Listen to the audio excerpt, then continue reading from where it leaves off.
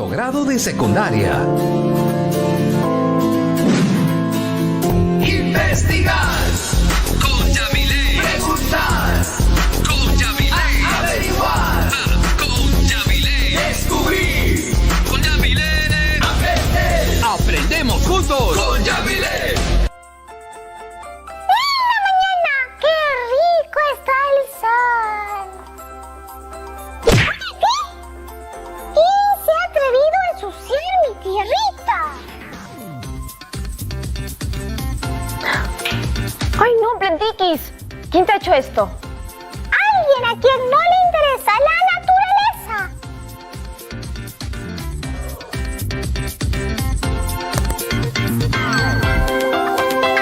Es una pena. Lo lamento, Plantiquis. ¿Sabes qué, Plantiquis? Me has dado una idea. Hoy deberíamos investigar sobre el cuidado del suelo. Muy bien, pero antes hagamos un poco de ejercicio para comenzar bien nuestro recorrido. Bienvenidas y bienvenidos a Aprendo en Casa, una iniciativa del Ministerio de Educación. Prepárense para activarnos.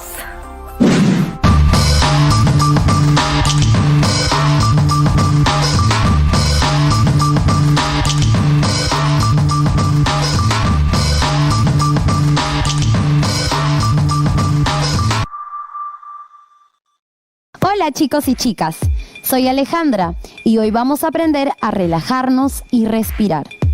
Es importante saber que si calmo mi respiración y relajo mi sistema nervioso, de esta forma estaría ayudando a eliminar mi ansiedad. Así que acomódate en un lugar tranquilo para comenzar. Bien, lo primero que haremos es sentarnos en posición de loto. Espalda recta, con las piernas cruzadas. Eso es. Esto sirve para mejorar la respiración y la estabilidad física. Cerrar los ojos es una buena opción para conectar contigo mismo. Inspiramos durante 2 segundos y exhalamos durante 4. Eso es. Ahora levantamos los brazos como si estuviéramos estirando. Mientras respiramos, pensamos en cosas positivas que nos han pasado en la semana. Por ejemplo, aprobamos un examen, conseguimos buenas notas. Finalmente dejo caer mis manos sobre mi cabeza y aguardo unos segundos. Eso es. Muy bien. Ahora mantenemos los brazos hacia adelante. Eso es, y bajamos toda la espalda y la cabeza. Subo lento. Muy bien. Recuerden que la respiración se debe hacer antes del ataque de ansiedad para que sea más efectiva. Pero, ¿saben qué es la ansiedad? La ansiedad ocurre cuando nuestro cuerpo se pone en estado de alerta y comienza a respirar corto y rápido o profundo, tomando grandes bocanadas de aire, que produce sensaciones desagradables. Por eso se practica esta técnica. Ahora volvemos a nuestra posición de loto. Eso es, colocamos las manos entrelazadas con las palmas hacia abajo. Eso es, utilizamos el diafragma como principal músculo para nuestra respiración. Para ello respiramos profundo. Sentimos como el abdomen se estira hacia afuera y luego botamos el aire y el abdomen se recoge hacia adentro. Recuerden que esto ayuda en todo momento de tensión, nerviosismo, preocupación. Por ejemplo, cuando estamos a punto de exponer o esperamos una nota del final del curso. Eso es, ahora colocamos la mano derecha en la rodilla izquierda. Eso es, y giramos la cabeza hacia un lado. Lo hacemos lo mismo hacia el otro lado. Muy bien. Eso es, los hombros hacia atrás. Y ahora hacia adelante. Bueno, chicas y chicos, llegamos al final de esta clase. Espero se hayan divertido. Nos vemos. Hemos ejercitado nuestro cuerpo, ahora trabajará nuestra mente para iniciar una nueva investigación. ¡Una investigación!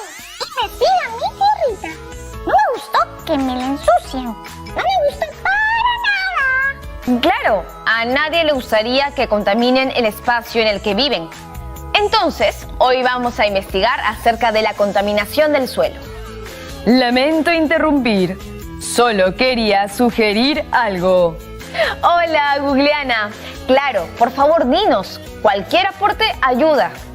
Mi sugerencia es partir la investigación en base a una pregunta.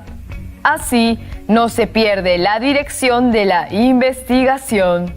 Además, permite reconocer cuándo ha finalizado la investigación, cuando se contesta dicha pregunta. Gracias, Googleana. Tienes razón. ¿Qué te parece, Plantiquis? Pensemos en una pregunta. Veamos.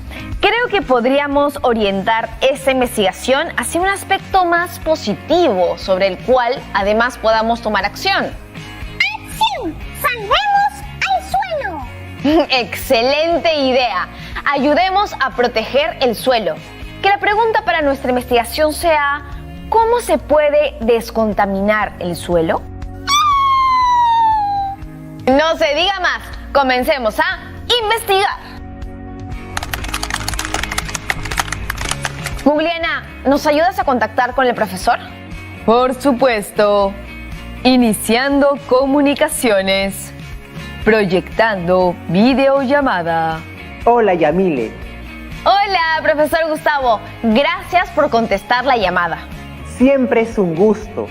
Imagino que estás empezando una nueva investigación. Sí, hoy hemos iniciado una investigación acerca de la contaminación del suelo. Nuestra meta final es averiguar cómo se puede descontaminar el suelo. ¡No más contaminación! Es una muy buena pregunta y un tema especialmente relevante hoy, ya que la conservación del ambiente debería ser una de las prioridades de la humanidad. Estamos listas para aprender. ¿Por dónde empezamos? Podemos empezar estableciendo la importancia que tiene el suelo en nuestras vidas. Desde hace siglos, las civilizaciones usan el suelo para cultivar nuestros alimentos. También se realizan procesos de producción como la ganadería. Por eso el suelo es un recurso natural vital para las actividades del ser humano. Mi casa es su casa. Bien dicho, Plantiquis. Así vivamos en una ciudad en la que no interactuemos con el suelo de cultivo, no significa que este no tenga una importancia enorme en nuestras vidas. Yo necesito un suelo sano para vivir. Las plantas requieren de un buen suelo para crecer, es decir, un suelo fértil que les proporcione aire y determinados minerales que se mezclarán con el agua para ser absorbidas por medio de sus raíces. En los bosques de la Amazonía, que están protegidas por las áreas naturales, los suelos están cubiertos de vegetación que protegen su fertilidad. Si es que no la contaminan los humanos. Cierto. Profesor, en investigaciones pasadas hemos conocido que a menudo estas áreas están amenazadas por la contaminación que causamos. ¿Qué tipo de acciones contaminan el suelo? Buena pregunta, Yamile. Para contestarla, primero debemos definir a qué nos referimos con contaminación. Googleana, por favor, proyecta la información sobre la contaminación del suelo. La contaminación del suelo se refiere a la presencia en el suelo de químicos o sustancias que no son parte de su composición natural o presentan una concentración más alta de lo normal. Gracias, Googleana. Tomemos en cuenta que estos químicos o sustancias tienen efectos adversos sobre cualquier organismo para el cual no estén destinados. Ya entiendo.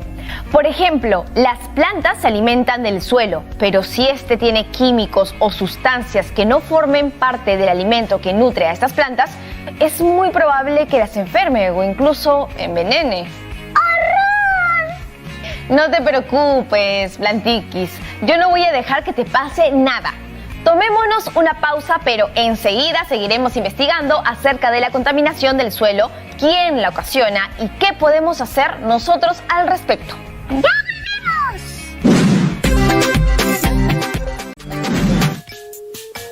Ya estamos de vuelta. Hemos iniciado una investigación acerca de la contaminación del suelo.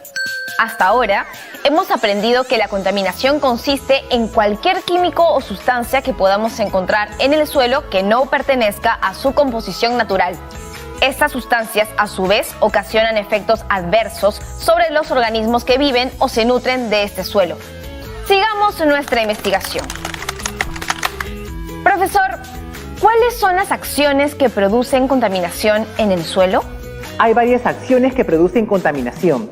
La mayoría de contaminantes para los suelos provienen de las prácticas agrícolas insostenibles.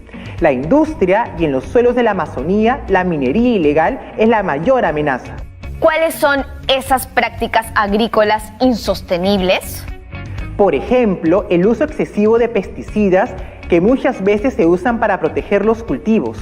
Si no se emplean de una manera responsable, si no se toma en cuenta su toxicidad, entonces esto puede ocasionar contaminación por residuos químicos a dichos cultivos. Esto a su vez puede facilitar la transferencia de contaminantes en toda la cadena alimentaria. ¿La cadena alimentaria? ¿A qué se refiere? Por ejemplo, si un suelo de cultivo se contamina, las sustancias tóxicas son absorbidas por las plantas que crecen sobre dicho suelo. Estas plantas a su vez son alimento de los animales.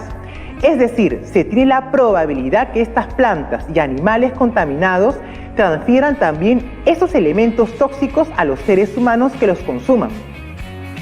¡Qué aterrador! Eso significa que todo está conectado. Proteger al suelo también es protegernos a nosotras y nosotros mismos. Precisamente. ¿Y qué hay sobre la minería ilegal? La minería ilegal ocasiona fuertes impactos ambientales. En el caso del suelo genera acumulación de metales pesados y en consecuencia se tendría la disminución de la capacidad de retención de agua en el suelo como consecuencia de la escasez de materia orgánica, la acidificación por acumulación de ácidos utilizados en la minería ilegal, la dificultad de enraizamiento que dificultan la reinstalación de vegetación. Lo es, Plantiquis.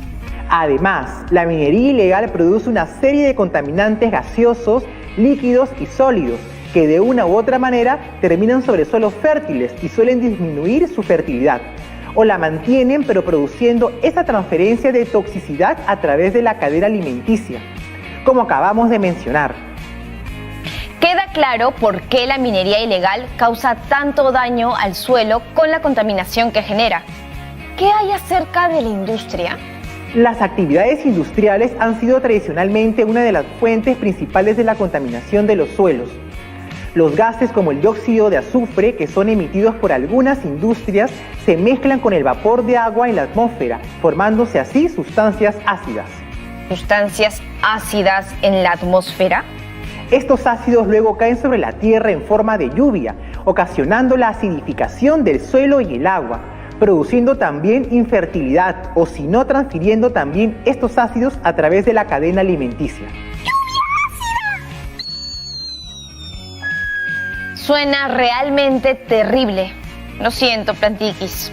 Lamento que los seres humanos generemos toda esta contaminación sin tener en cuenta el daño que causamos, tanto al suelo y las plantas como a nosotras y nosotros mismos. Profesor, hemos mencionado varias veces la presencia de metales pesados como contaminantes al suelo. ¿A qué se refiere? El término metales pesados se refiere al grupo de metales o metaloides como el plomo, el cadmio, el cobre, el mercurio, el estaño y el zinc. Todos estos producen altos niveles de toxicidad. Muchas veces junto a ellos también se toma en consideración otros elementos no metálicos como arsénico, el antimonio y el selenio. Estos últimos elementos se presentan de forma natural en el suelo e incluso pueden ser micronutrientes esenciales para el crecimiento de las plantas. Pero cuando se presentan concentraciones altas debido a la contaminación humana, este exceso resulta dañino para las plantas. A esto se le denomina fitotoxicidad. ¿Por qué fito? Fito quiere decir referente a las plantas. La fitotoxicidad es el grado de efecto tóxico producido por un compuesto sobre el crecimiento de las plantas y dañar la salud humana a causa de su naturaleza no biodegradable, al acumularse fácilmente en los tejidos y organismos vivos. Ya veo, el exceso de metales pesados suena como un problema gigante.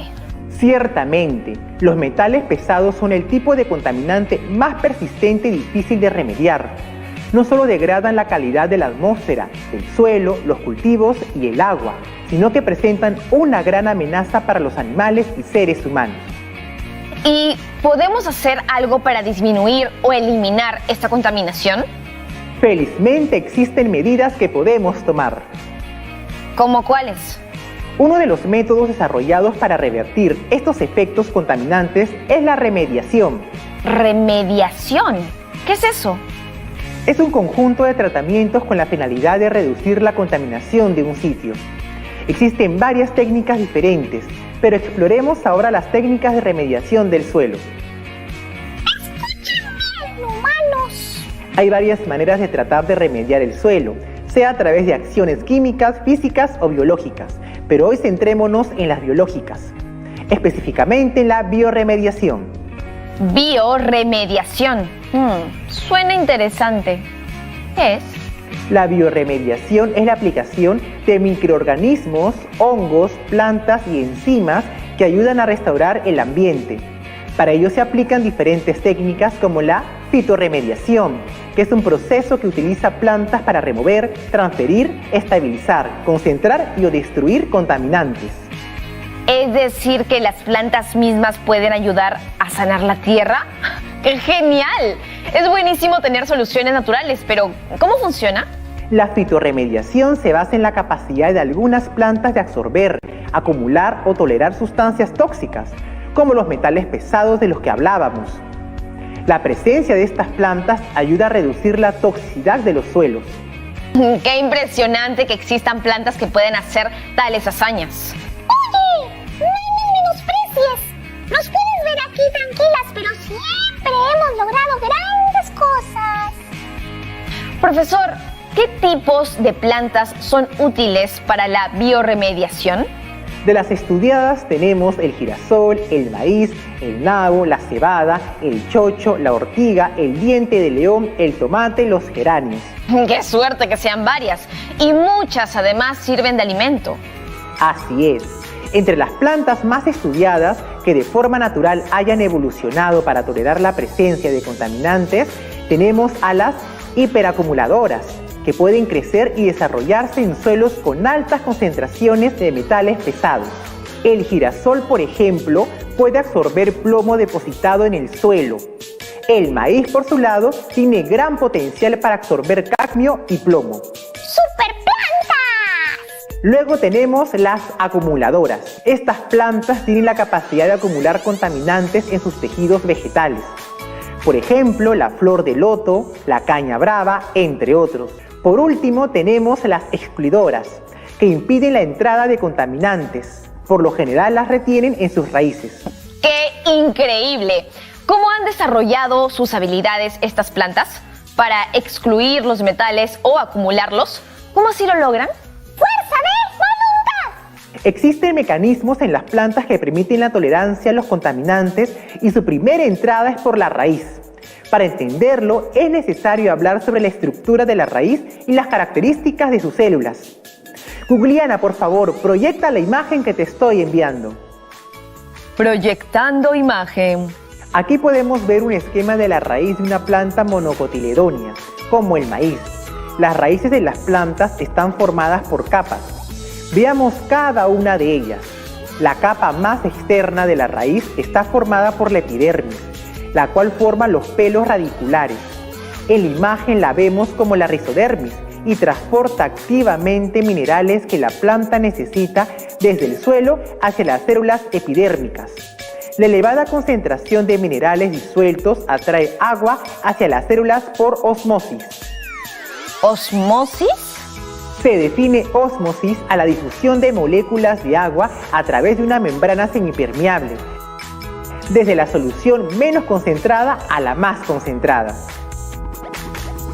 A continuación se ubica la corteza que contiene el tejido parénquima y permite el flujo del agua en masa debido a la porosidad de las paredes celulares de las células vegetales.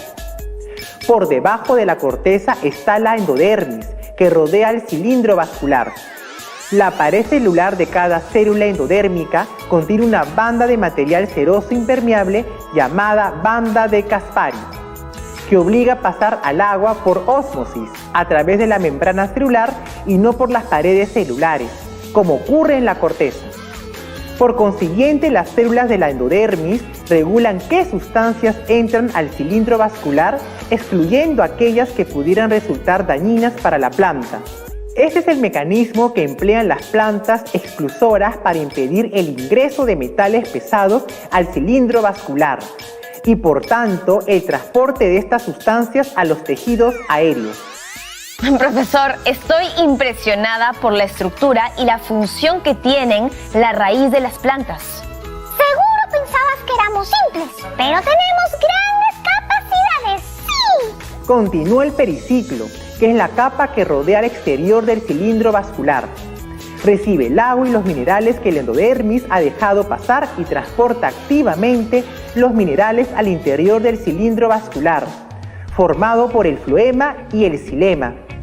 En este punto, la banda de Caspari tiene un papel fundamental, pues evita que los minerales necesarios escapen de la planta. Y esos son los mecanismos de las plantas para combatir a la contaminación del suelo. Fascinante. Profesor, estoy muy contenta de haber tenido esta lección hoy y le agradezco profundamente por habernos ayudado con esta investigación. El gusto es mío, Yamile. Y como siempre, te invito a contactarme cuando quieras aprender más sobre estos temas. Estoy segura que eso será pronto, pues la protección del ambiente es uno de los asuntos que más nos interesan. Hasta la próxima, profesor Gustavo. Adiós. Una investigación más para nutrir nuestras mentes. Hoy, tras el incidente de alguien botando basura sobre el suelo que habita Plantiquis, nos preguntamos acerca de la contaminación del suelo y qué podemos hacer al respecto. Junto al profesor, realizamos una investigación acerca de las causas de la contaminación. Descubrimos que factores como el uso de pesticidas, la industria y la minería ilegal causan mucha contaminación en el suelo. Al sobrecargarlo de sustancias tóxicas, estas se filtran en el suelo y el agua que alimenta a las plantas. A su vez, las plantas contaminadas que son consumidas por animales o personas hacen que esta contaminación se transfiera a través de la cadena alimenticia. Un peligro para todas y todos. Por lo tanto, esta contaminación debe combatirse utilizando estrategias para hacerlo. Y hoy exploramos una de ellas, la fitorremediación. Es un mecanismo de las plantas para absorber, acumular o impedir la entrada de los contaminantes. ¿Quién diría que las plantas mismas serían la solución para curar el suelo que habitan? Yo diría, evolucionamos para proteger la tierra. Qué admirable es el trabajo de las plantas. Debemos tener en cuenta que esto beneficia a los seres humanos y ayuda a cuidar nuestra salud. Este es el final de nuestra investigación por hoy. Espero que la investigación de hoy también les haya motivado a proteger el suelo de la contaminación. Planten una planta y ayuden a conservar nuestro suelo y el ambiente. Nos vemos pronto en una nueva investigación. ¡Chao!